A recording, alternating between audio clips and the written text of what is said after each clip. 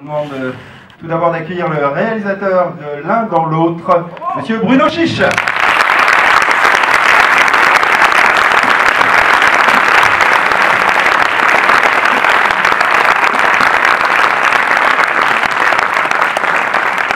Bonsoir. Moi, ça fait 10 minutes que je suis dans la salle. Hein. Pardon, hein. Toi, t'étais à l'heure. Ah ouais, non, ça fait 10 minutes que je suis dans la salle, alors... et vraiment, bah merci, quoi. Merci de ces rires, merci de cette vie, de cette joie de vivre. J'ai du bien d'entendre les gens rire, quoi. Merde. Donc, non, c'est top. Vraiment, franchement, c'est un cadeau merveilleux, quoi. Alors, évidemment, j'ai réalisé ce film, mais je l'aurais jamais fait sans, évidemment, 2-3 personnes. Hein. Alors, mes deux producteurs, Philippe Rousselet et Laetitia Galitzine, mais évidemment avec Louise Bourgoin, Mr. Stéphane de Groot, Or, Adika, et Pierre-François Martin Laval-Guy.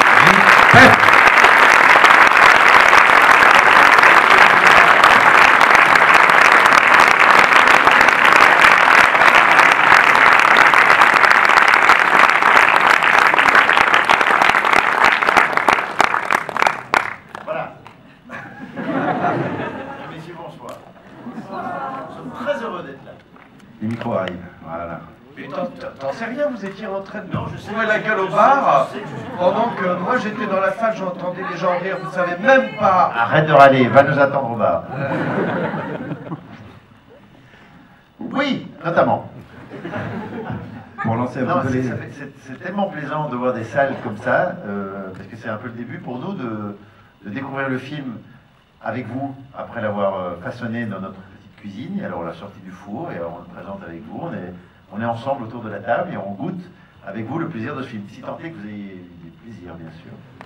En tout cas, le plaisir pour nous est d'être là avec vous.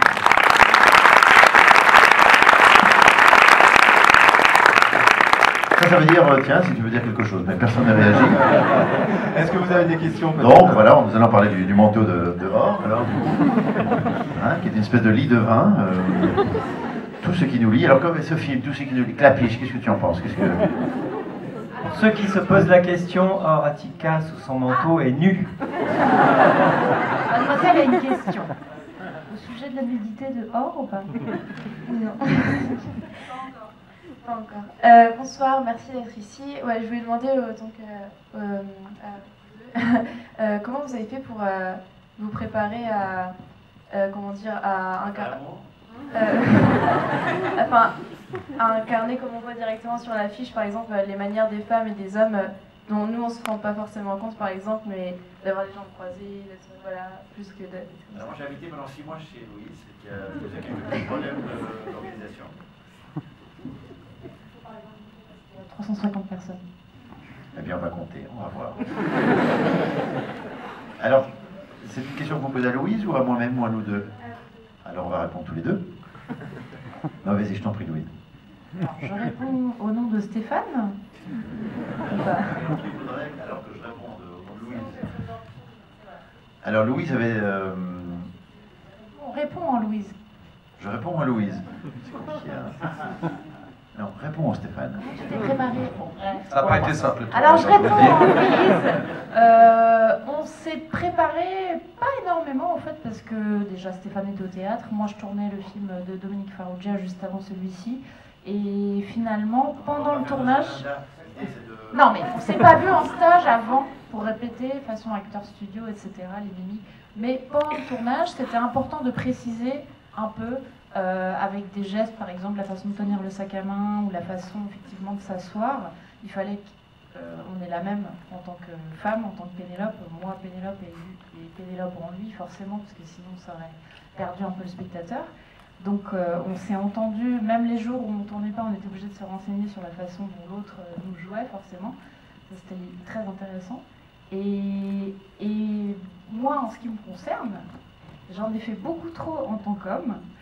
J'étais un peu confrontée à mon propre sexisme, enfin j'avais une image un peu d'épinal du masculin, et c'est Bruno qui m'a freinée en me disant « Non mais attends, on n'est pas des porcs, on dirait Jacques Chirac. »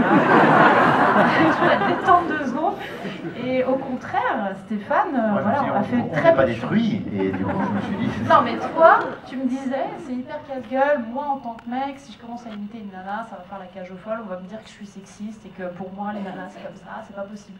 Il me disait, et peut-être à juste titre, je sais pas, que moi, j'avais une liberté totale en tant que nana pour imiter un mec, que je pouvais un peu tout faire. Et toi, je me souviens que tu m'avais dit que tu avais peur.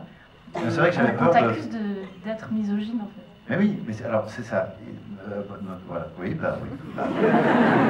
Non, mais c'est vrai, quand vous vous projetez dans la femme, en l'occurrence moi, dans Louise, on se dit, mais qu'est-ce que je vais pouvoir emprunter d'elle? Bah, je ne sais pas trop. Ça veut dire que j'aurais dû singer Louise Bourgoin, ce qui n'était pas le but. Le but, c'était pas de faire un biopic de Louise, ni de faire l'imitation de Louise. Moi, je suis parti avec l'idée d'incarner une femme. Alors, c'est ça le problème, c'est quoi être une femme? C'est quoi être un homme aujourd'hui? C'est vrai qu'il y a, comme le dit Louise, il y a autant de différences entre deux hommes qu'entre un homme et une femme. Moi, je prends un autre exemple. Je prends l'exemple de José Dayan et d'Ariel Dombal, qui sont deux femmes et qui sont quand même très différentes. José, si tu es dans la salle. Non, je sais pas, Michel Drucker et Vincent McDoom. Enfin, il y a des trucs à faire.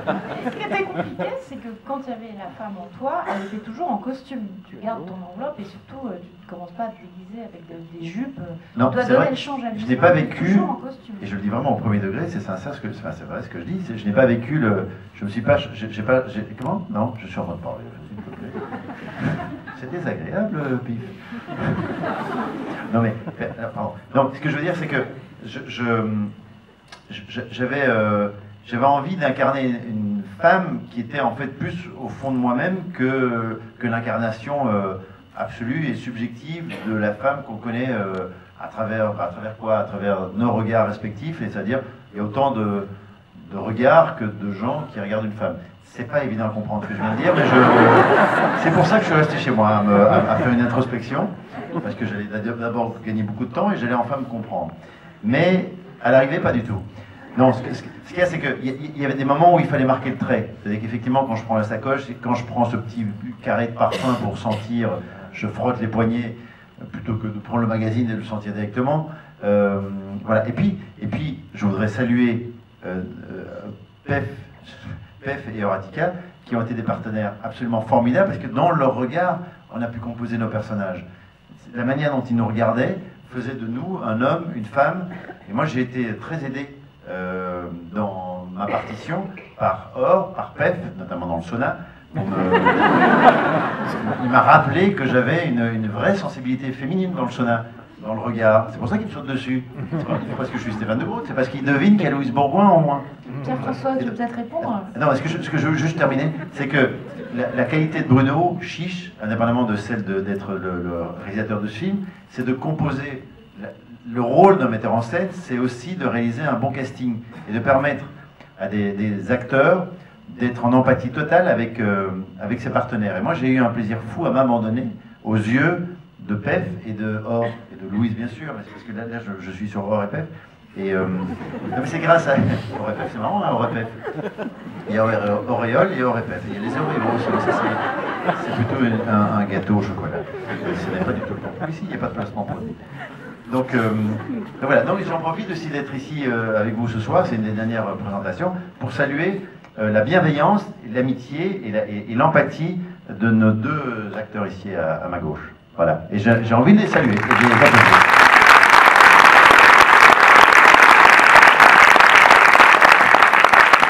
Bravo à Stéphane qui a quand même répondu à 260 questions à la place de une. S'il n'y a pas d'autres questions, moi je suis en train de Pierre-François, le sauna, non, pas de... Le sauna, si j'en parle, ça va pas être... Non, mais il n'y a pas de question, je ne vais pas répondre à une question qu'on ne nous a pas posée. Alors moi, je veux dire un petit truc sur les hommes et femmes, ça va prendre 2 secondes. C'est vrai que... non, c'est vrai Stéphane, sans rigoler, c'est vrai qu'il a tout dit. Mais c'est vrai qu'il n'y a pas tant de différence entre les hommes et les femmes, enfin, à quelques détails près, on sait. Mais moi, je voudrais dire qu'il y a un moment donné... On n'a pas envie, c'est pas une thèse sur la féminité et la masculinité, la virilité ou la féminité. c'est pas ça. Je pense que c'est un film qui joue avec des fantasmes. C'est toujours, on les a tous, ce fantasme-là, de vouloir essayer de comprendre ce que le sexe opposé, comment il vit les choses. Et j'ai l'impression, j'ai le sentiment, qu'on a tous fait, il y a quelque chose, moi qui me plaît dans ce qu'on a fait, c'est qu'on a fait les enfants en fait. C'est-à-dire qu'on n'a pas intellectualisé, jamais. C'est-à-dire que c'est vrai que le matin, on se prenait pas la tête en fait. On s'est jamais dit, c'est quoi une femme, jamais. En fait, ils ont joué ensemble, tous les quatre, et j'en profite pour dire que c'est la première fois, parce qu'ils ont des agendas terribles, qu'au cours d'une avant-première, ils sont là, tous les quatre. Voilà. Donc merci à vous. Merci de vous être amusés, parce que c'est pas de la tarte de savoir s'amuser. Voilà. Alors, c'est vrai qu'on est là tous les quatre pour la première fois. On a tous fait la tournée, mais pas tous en même temps. Mais il y en a un de nous quatre qui n'est pas bourré. À vous de le retrouver. Non, c'est pas vrai. Vous pouvez, un petit indice, vous pouvez retrouver... En fait, il y en a un qui est bourré. Un petit indice. Il a un pantalon rose, c'est le seul indice que je peux donner. Un petit indice. Vous pouvez retrouver le manteau de la personne qui n'est pas bourrée chez H&M juste en sortant à droite.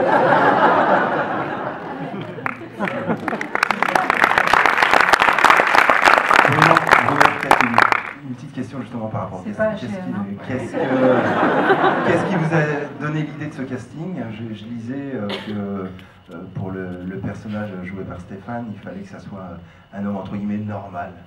Qu'est-ce que tu appelles un homme normal? Non, mais le casting, c'est toujours, et surtout pour ce film-là, qui est vraiment une espèce d'équation à 4 paramètres, quoi. C'est vraiment, encore une fois, c'est moi ce que j'appelle, et j'aime bien, je revendique un film d'acteur. C'est-à-dire que c'est comme ça que, c'est ça, pour moi, c'est un film d'acteur. Donc on a commencé par Louise, et puis après, petit à petit, en fait, on essaye de construire, quoi, tout bêtement, quoi. Donc je cherchais un acteur, voilà, un couple. Bon, c'est vrai que c'est pas Charles Bronson, hein, Stéphane. Et déjà, je suis pas mort, donc c'est pas le premier critère. Un acteur vivant, voilà. Et après, ce que j'ai envie de dire, c'est que quand même, et je pense que vous l'avez... J'espère qu'on le ressent dans le film. Le film, c'est aussi... c'est plusieurs couples. Il y a le couple, évidemment, de Stéphane et Louise, mais il y a aussi le couple Louise-Pef, le couple Stéphane-Or, le couple Pef-Stéphane, et c'était pas Le Françoise et Jean-Claude qui a été coupé au montage. Non mais c'était pas si fait, c'est pas... magnifique. Voilà, ça se passe comme ça, quoi. Enfin, je veux dire, la construction d'un casting, c'est... Oh là là, qu'est-ce qu'ils sont cons, les gars. Oh. Voilà, je t'ai coupé aussi au montage. Tu voulais terminer, enfin non, commencer un... Qu'est-ce que tu voulais dire? Ouais, non, mais juste d'où vient cette pas ce que idée, je voulais dire. déjà à la base, d'où vient l'idée de faire un tel film? L'idée, c'est que on avait envie avec Philippe Rousselet, mon producteur et ami depuis bien de longues années, de faire un body swap. Swap. Oui, swap. Et Bruno, il dit Hackstatt au lieu de hashtag. Hein. je savais aller à Hackstatt. Hein. Non, un body swap. Il y a avion au lieu Parce que, en fait, je trouve ça très amusant, comment dirais-je, le fait d'avoir un acteur, d'avoir des personnages qui migrent dans la peau d'un autre personnage, c'est évidemment tout de suite le jeu du masque. C'est tout de suite, on est un menteur, puisque vous avez compris que Stéphane, dans la peau de Louise, quand elle va rejoindre Or, c'est pas facile. Voilà. Et ça, c'est, ça fabrique ce système. C'est pas un début de film, là, ils l'ont vu le film. Oui, je sais, mais je ne raconte pas. J'explique juste.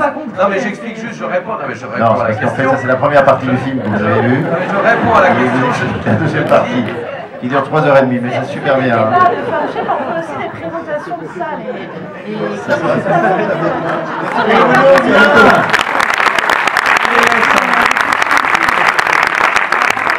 Non, mais c'était juste. T'es en train de révéler la fin, c'est con là. Non, bref, je sais même plus. Lui, il a vu. Pourquoi on disait ça? Enfin bref, voilà, le jeu des masques, Et on la cherchait. comédie, Mais t'avais un couple d'amis à qui c'était arrivé. Et alors, effectivement, il m'est arrivé, j'ai un couple d'amis. Mais des noms, on veut des noms, Bruno. Qui sont tes amis? Ils sont dans la salle, je peux pas dire. J'avais 2 couples d'amis comme ça, monsieur A et madame B, ils ont niqué quoi. Donc du coup ça a été qui est tombé du bateau? Et ça a été, c'est vrai que ça a été un cauchemar. Et je me suis dit quand même, c'est vrai que c'est un cauchemar, mais c'est drôle quand même. Et enfin c'est terrible, mais c'est drôle. Et donc on a croisé les 2 idées, et voilà, c'est comme ça que c'est arrivé. Voilà. Putain, c'est pas facile, hein. J'avais dit que Je c'était suis ta facile. secrétaire.